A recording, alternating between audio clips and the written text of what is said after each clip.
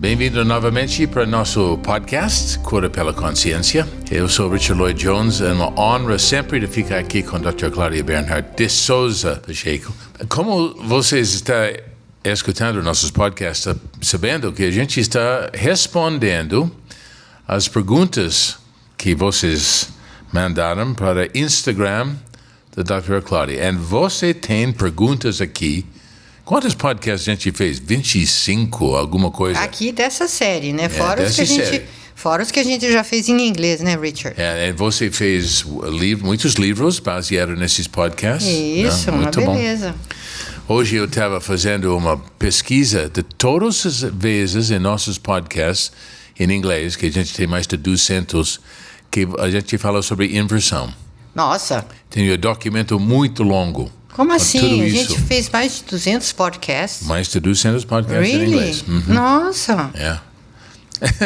Passa despercebido. Tô ficando velhinha mesmo. Como a gente conseguiu? Então, uma pergunta aqui, a pergunta que eu gosto muito, acho que é uma coisa muito interessante. 126, tudo bem? Tudo bem. Como saber a nossa missão? Missão, esse tem alguma coisa ligada com destino, você acha? Ah, que interessante. O Maktub, né? Muita gente acha que você vem aqui e você não tem escolha, você tem que seguir aquele destino. Outros acham que você faz a sua vida de acordo com o que você pensa, que o pensamento tem um poder de materialização absoluto. Então, o que você quer, você mentaliza, você dirige a sua energia em direção àquilo e aquilo acontece. Então, a gente não vai nem tanto ao mar, nem tanto à terra. Por quê? Na teologia da física, nos estudos que Kepler desenvolveu sobre a física e a metafísica, portanto, ele estudou a transcendência, estudou o cosmos, estudou a energética da vida, tudo isso dentro da física, da metafísica desinvertida. Então, primeiro ele desinverteu a metafísica e depois ele aplicou essa desinversão da metafísica na física. Você sabe que a metafísica é a rainha das ciências, né? E uma ciência, para ser correta, ela tem que seguir um raciocínio filosófico, que é a metafísica, estudo das primeiras causas, né? Tem que ser certo aquilo, porque senão a ciência sai errada. Então, se você segue uma metafísica invertida, achando que o maior pode vir do menor, que o menor dá o maior, através do desenvolvimento, um pensamento evolucionista, de evolução. Por exemplo, a teoria do Big Bang é evolucionista, vamos dizer assim, porque de uma explosão ou de uma partícula, sei lá, em alguns teóricos, uma bola de energia, de repente, pum, surge o maior, o cosmos, trilhões de galáxias. Como se fosse possível o maior vir do menor. Então, você tem a ideia da potência e do ato no ser humano. Vamos falar aqui dos dons, né? Estamos falando aqui da missão. Então, você teria em você certos potenciais, e esses potenciais você desenvolveria em ações, tá? Essa ideia é muito invertida, porque o ser humano, quando ele nasce, ele já é integral. Ele tem na sua energética, na alma dele, na energética, tudo o que ele vai ser um dia. Isso é determinista? De uma certa forma, sim, porque nós somos criados por um ser maior do que nós, somos menores, viemos do maior. Somos feitos com regras e leis determinadas por aquele maior que nos fez e nos criou. Entretanto, por uma grande consideração, Deus, até por nos considerar como filhos, Ele nos deu a liberdade, o livre-arbítrio de podermos, tipo, brincar com a vida dentro do que é bom, dentro do que é verdadeiro e dentro do que é bonito, como a gente quiser. Então, nós temos princípios imutáveis. Nós temos a base, que é o amor, na nossa essência, a ética, a bondade. Nós temos o pensamento, o raciocínio, a vida intelectual, que lida com a verdade. E nós temos o aspecto da ação, da realização, que vem sempre com a consciência e a ação, e com a beleza, a estética, a harmonia. Essas são as leis do ser humano, imutáveis. Por que eu digo imutáveis? Porque se nós deixamos o amor e adotamos o ódio, a inveja, nós já começamos a nos deformar. Então, nós passamos por um estado já de ato, de vibração máxima, que nós nascemos, para a potência. A gente vai para o caminho inverso. É meio difícil de captar, mas se capta, entende bem. Mesma coisa com a verdade. Se nós deixamos a verdade, que é a nossa condição essencial, para passarmos para a ilusão, para a mentira, para a desonestidade, para a falta de ética, né? Então, a gente começa a se atrasar na inteligência. Em vez de a gente ficar esperto, como se pensa, os corruptos são mais espertos. Não são. Eles são espertos, entre aspas, dentro das leis aqui deste planeta, né? Mas, na realidade mesmo, todo corrupto acaba perdendo muito. No sentido pessoal, no sentido social, familiar, tudo. E também na ação, se a pessoa troca o bonito pelo feio, se ele troca a realização pelo egoísmo, pela preguiça. Narcisismo. Pelo egocentrismo, né? Então, ele acaba passando de um estado elevado de realização para a potência. Então, ele é alguém que poderia ser, mas não é. Veja bem, então aí, Richard, a gente nasce com essa determinação. Não é um destino, mas é o que nós somos na essência. Esse ato maravilhoso que nós temos em nós na criação. De outro lado, nós temos o livre-arbítrio para lidarmos com tudo que existe por si, feito por Deus, que é bom, belo e verdadeiro, né? Então, tem um monte de possibilidades se você joga com a realidade, boa, bela e verdadeira. Agora, você imaginar que você só pensando, querendo, imaginando, e se empenhando para uma fantasia, você vai conseguir moldar a realidade, aí tem muita desilusão, tem muita perda de energia. Então, respondendo aqui a essa senhora que nos perguntou, como saber a nossa missão? A missão, ela vem ligada aos nossos talentos inatos, né? E também as circunstâncias de vida, antepassados, a cidade que você nasce, o país que você nasce, oportunidade você as tem. oportunidades.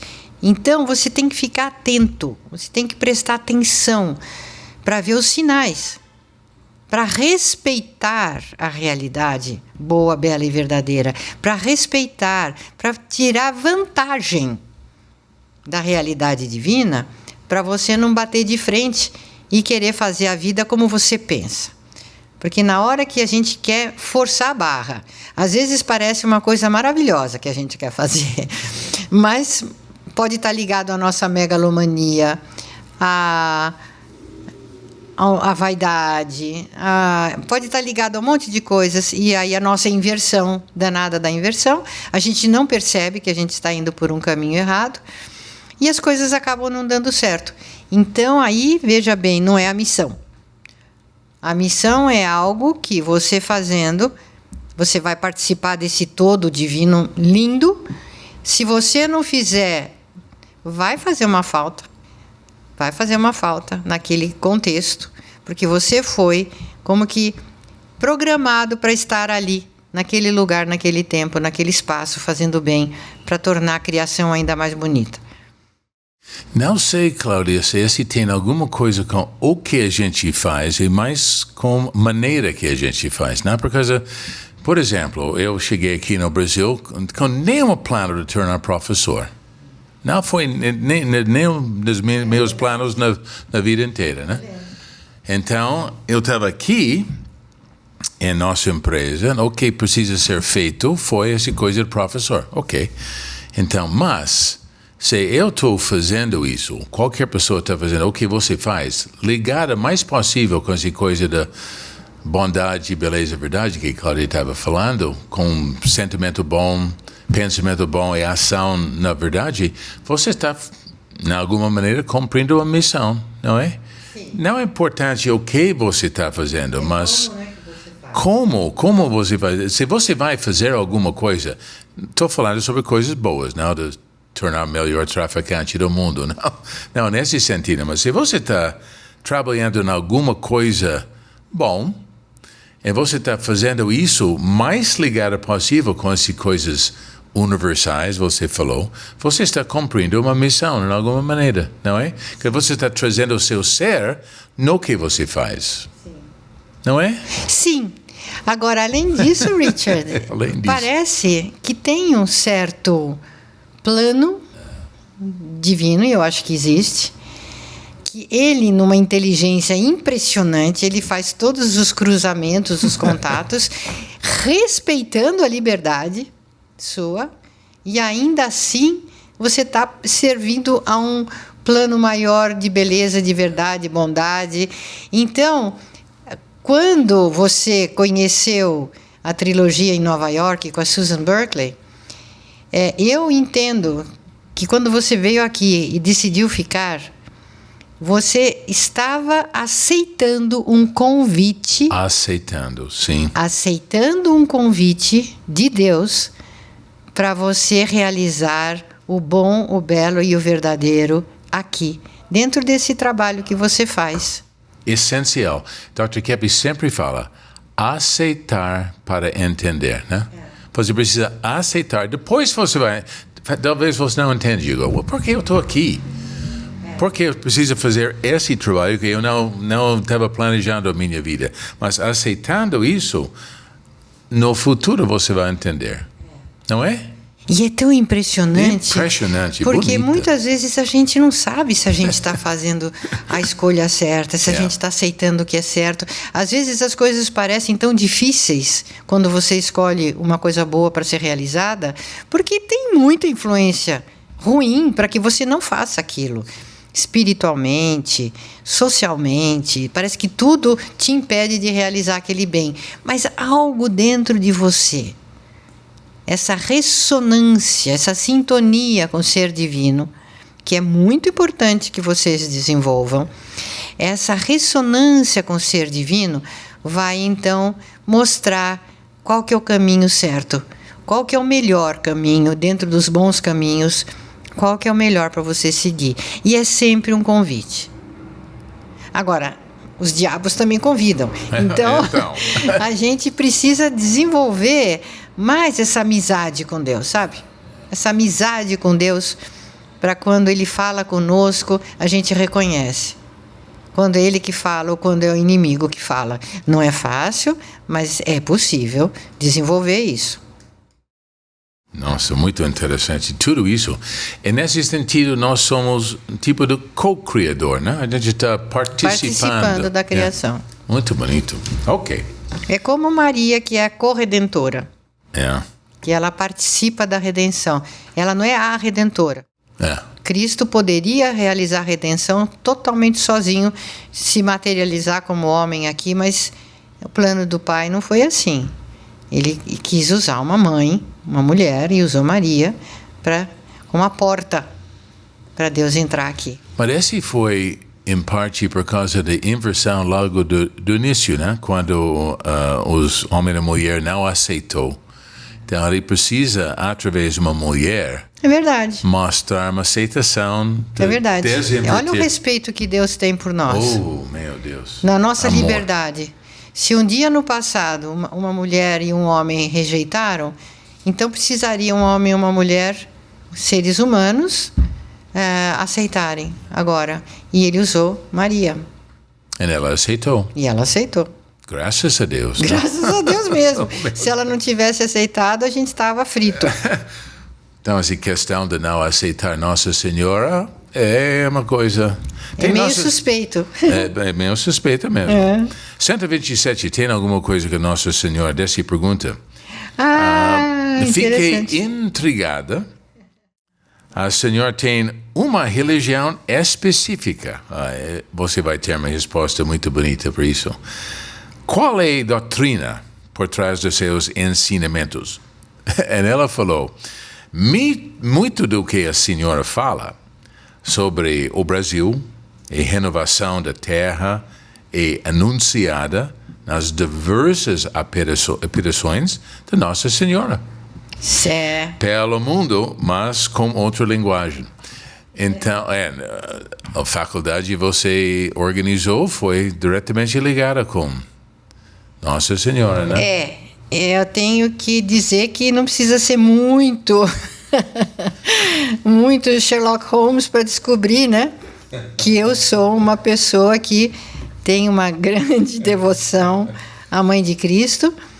E mais ainda a Cristo, que é Deus, e embora tenha a natureza humana também, eu sou cristã. Com todo orgulho, com toda consciência e com toda ciência. Abertamente. E com toda a ciência.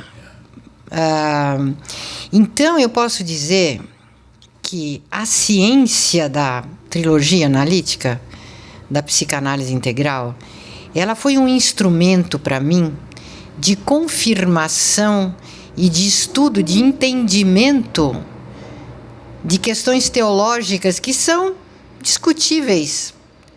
Um pensa isso, outro pensa aquilo, né? Então, essa doutrina, aquela doutrina, tudo é relativo. Então, para mim, essa ciência, Richard, me esclareceu tanta coisa tão linda que antes eram dogmas. Então, vem uma igreja e fala, não, tem que acreditar nisso, porque é revelação, porque...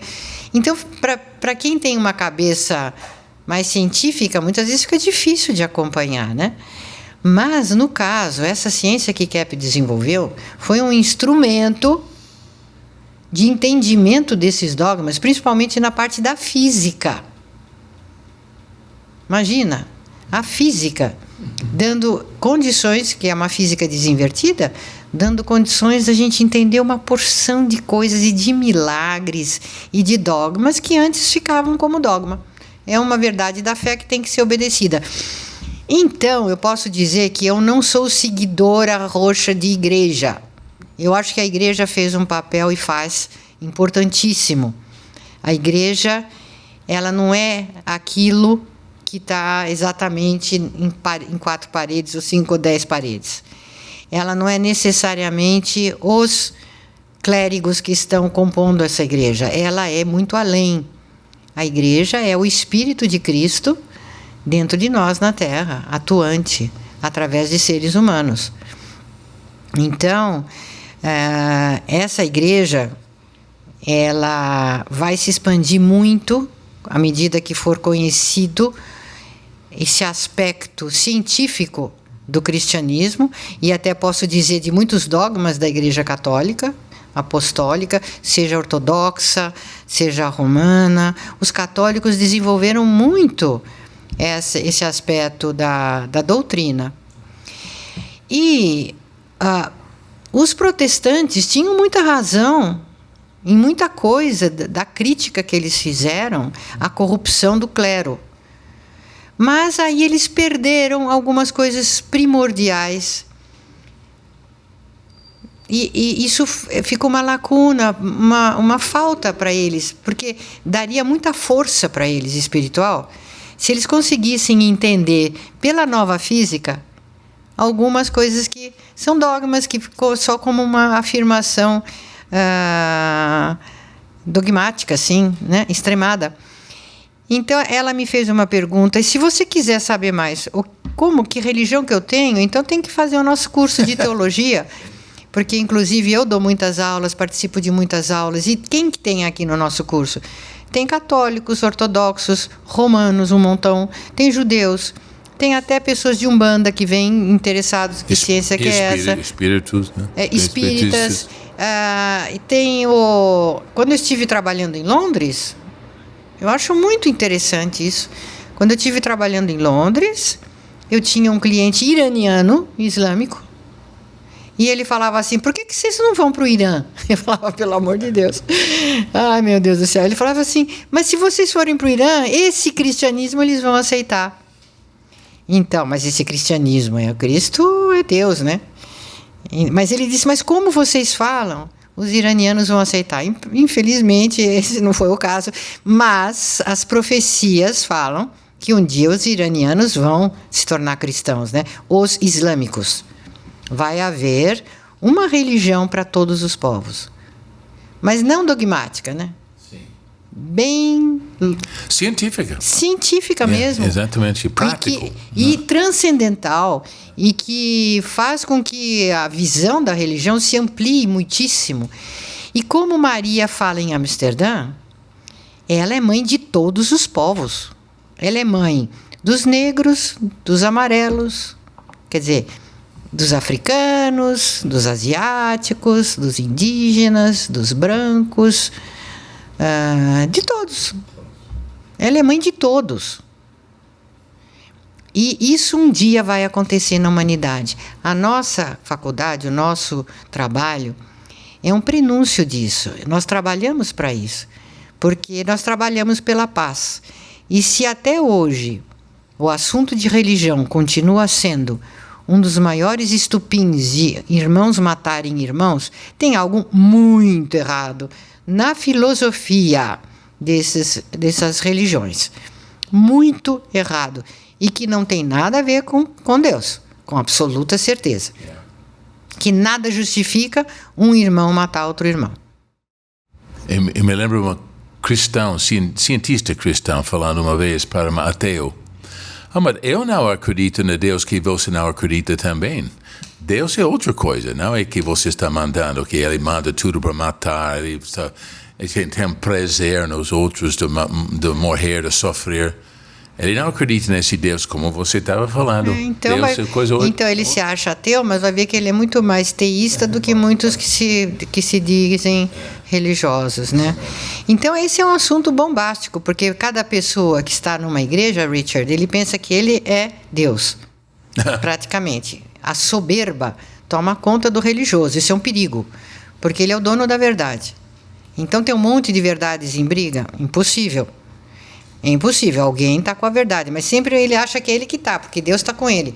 Então, parece que essa questão de religião é um dos maiores campos férteis para patologia nos seres humanos que estão ali, por causa da soberba, da vaidade.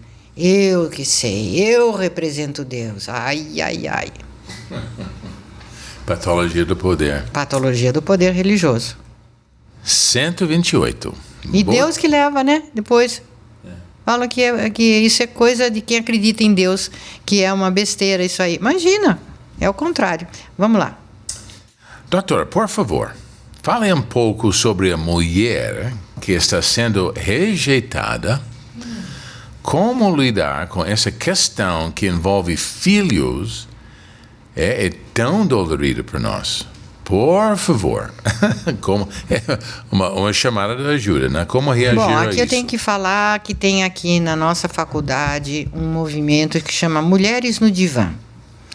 Esse Mulheres no Divã, a gente procura analisar a patologia feminina. Não é um trabalho de acusação contra as mulheres. É um trabalho de libertação das mulheres, mas não feminista, da maneira que é feita por aí.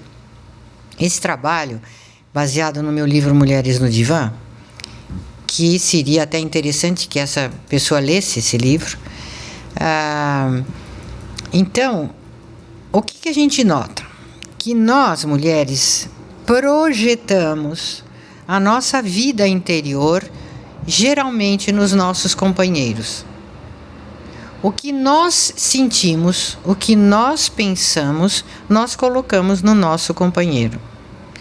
Se você mesma se rejeita e não percebe que se rejeita e deve se rejeitar, porque se sofre assim, é porque não se dá o devido valor. Então, ela própria se rejeita. Isso acarreta uma série de atitudes que podem precipitar o afastamento do companheiro, sem ela perceber. Ela própria se colocando para baixo, acaba se tornando até uma companhia, às vezes até desagradável, em alguns casos, porque tem uma patologia de autodesvalorização que está lá, latente, lá, atuante. Ela não percebe, projeta no marido e começa a brigar com o marido, ou a achar ruim com o marido, que ele não dá a ela o valor que ela própria não se dá. Isso é muito frequente acontecer. Então, ela acaba tendo um mecanismo de compensação ali, na conduta dela. Então, eu acho que é de extremo valor, se vocês procurarem esse movimento de mulheres no divã da nossa faculdade. Nós temos um grupo de estudos, leituras, congressos, análise, atividades. E você que o diga, né, Richard? A sua mulher acha que ela se beneficiou o relacionamento estudando esse livro, né? Com certeza. Então ajuda o seu casamento. Ótimo. Essa questão da projeção, né? Muito sério. É forte. A gente tem um pouco tempo. Eu quero pular para essas duas perguntas juntos aqui, Cláudia. Tá. 32, 33, sobre os demônios, né? Por que eles não saem daqui? Primeira pergunta. E segunda, doutora Cláudia, por que eles não saem daqui? Me responde, por gentileza. Sua visão é muito importante. Gratidão. Então, você fez um vídeo sobre isso, né? A natureza mostra a atuação dos espiricóticos. Olha, uma das coisas mais incríveis, né? Como um cientista que desenvolveu a tecnologia mais adiantada de motores ressonantes, que é psicossomaticista, que estudou na Europa. Educador, pedagogo, tudo. Cientista social, filósofo, Norberto Kepp. Como que no século XX ele volta a tratar de assuntos que são tidos como supersticiosos? Demônios, o que é isso? Os próprios padres religiosos tinham deixado isso para trás, falando, não, o mal é um símbolo, o demônio, Satanás é um símbolo do mal no ser humano, desconsiderando a realidade de seres invisíveis pela sensibilidade dos 5 sentidos, né? Mas muitas vezes se vê, não é que sempre não se vê, mas é que são seres transcendentais. E desconsiderando o que Cristo falou mesmo quando ele estava aqui, né? Diziam que ele falava simbolicamente, que esses demônios eram as representações do mal no ser humano. Mas existe uma legião aqui na Terra de seres, de seres espirituais. Eles não têm matéria, não têm corpo, mas eles existem sim. E a maior estratégia deles foi se manterem como inexistentes, escondidinhos, para fazer a folia que eles fazem. Então, eles agem nas trevas, na escuridão, como se não existissem, e atuando como se fossem os seres humanos. Eles entram na mente das pessoas e ocupam. Mesmo que não seja uma possessão total, como se conhece, existem as obsessões, né? E os assédios. E o que nós chamamos, dentro da teologia da física, de uma sintonia energética entre o nosso funcionamento cerebral e esses seres que mandam pensamentos, ideias. Os demônios, eles brigam com ideias, eles não têm uma faca para te espetar. Eles brigam com conceitos. Sim. Com mentiras. Eles nos prejudicam invertendo a verdade divina e colocando a mentira na Terra e nos seres humanos, e a ilusão. Então, os delírios dos psicóticos são as ideias desses seres espirituais que penetram na mente dos seres humanos, eles aceitam e o demônio passa a agir usando aquela pessoa como instrumento. Não falam aí, no espiritismo não tem um termo que fala que a pessoa fica a cavalo? Não sei, que o espírito monta a cavalo na pessoa, uma coisa assim. Seja como for, eles usam. Imagina, eles perguntam aqui, mas como que faz para sair? O exorcismo em si só não funciona. Por que não funciona? Porque os demônios, eles têm que respeitar o livre-arbítrio estabelecido por Deus na criação, por incrível que pareça. Eles, no livre-arbítrio deles, eles disseram não, para sempre. Eles não querem nada com Deus. Então, eles usaram o livre-arbítrio. E eles inseriram em nós essa mesma prerrogativa de um livre-arbítrio para dizer não para o que é divino. Eu faço a minha vida como eu quero, eu sou dono da minha vida. Eu sou tal, o narcisismo, né? Amégalo. Então, Jones, por onde que eles entram? Pelas nossas patologias, pelas nossas fraquezas, pelos nossos desejos patológicos ou fraquezas patológicas. Por exemplo, se você é muito irado, você é prato cheio, porque os capetas vão colocar em você ideias de você ser vítima dos outros, que você tem que ser mais você, que você tem que se afirmar. Entendeu? Olho por olho, dente por dente, não é justo, você está sendo passado para trás, você é vítima, e alimentam aquela fraqueza. E eles conhecem a nossa fraqueza como ninguém. Não há ninguém que conheça melhor a nossa patologia do que os demônios. Às vezes, demônios familiares, de gerações, que já conhecem avós, mãe, pai, avós, tataravós. Então, eles se especializam nas famílias. E o que acontece? Por exemplo, se você gosta de beber, coisa mais fácil para um demônio é entrar através da bebida. Ele tenta você por algo que você gosta, que aí ele te oferece. Ele fica como um doador das delícias, que vão te estrepar, que vão te matar, porque ele é mentiroso. Mas ele conta com a nossa anuência para ele poder entrar na nossa cabeça e usar a gente como instrumento. Então, você já pensou uma humanidade agora, de repente, aceitar que o dinheiro não é a coisa mais importante, que você tem que engolir a sua raiva, engolir a sua inveja. Você tem mesmo que não pode pensar mal dos outros, não pode fazer intriga, você não pode ser vagabundo, não pode roubar. Você tem que ser bom para poder se livrar dos demônios. Imagina para a gente conseguir isso nesse planeta. Os próprios seres humanos recebem, chamam, gostam dos seus vícios. Um viciado, ele ama o vício dele, só que ele não nota que com aquele vício tem pelo menos um demônio grave, pelo menos um, quando não legiões, e que sugam toda a energia da pessoa. Ele leva nós para uma direção autoextermínio. Muito ruim. Nós não estamos caminhando para o extermínio da humanidade? Sim. Nós estamos seguindo a inversão? Isso. Quem que criou a inversão? Demônio, que é ver o bem como o mal. Demônio foi o demônio. Primeiro. Que olha para Deus e vê em Deus um perigo, um inimigo. O demônio foi o primeiro.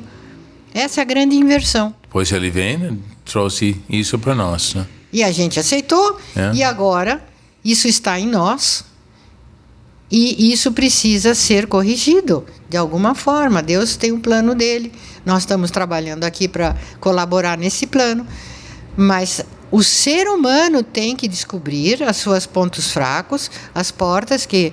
Os